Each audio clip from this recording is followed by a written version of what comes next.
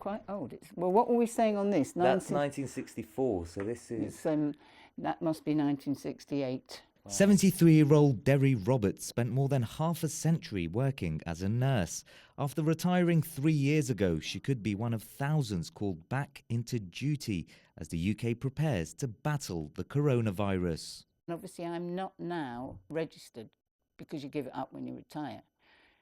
There's got to be some quick and safe process to get us all re-registered now, not in months' times when it's too late, so that if we're wanted, when we're wanted, we're ready to go. And you've been out of the game for a few years. Are you ready to go back to work? Depending on how, what they want us to do and how they want to play, obviously could consider that. But I think I could, yes, I could pick it up quite easily.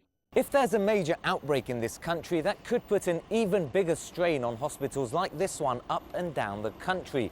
And it's not just former staff worried about the impact that could have on their lives, but those already working in the health service too. The GMB trade union represents more than 620,000 workers across the UK, including some of the lowest paid in the health industry, such as cleaners and caterers.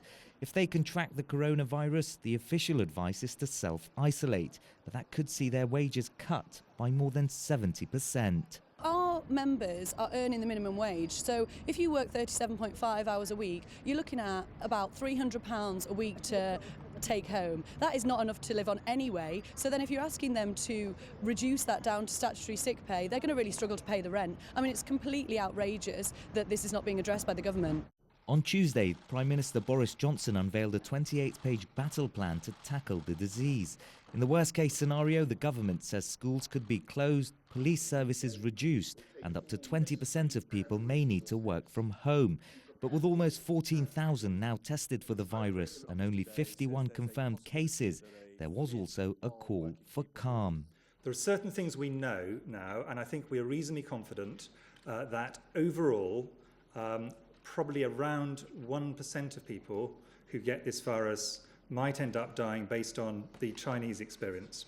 Now, to be clear, what that therefore means is 99% of people will not. As COVID-19 spreads rapidly outside China, countries are rushing to formulate their response. But for those who may be directly impacted by the UK's plans, there are still plenty of unanswered questions.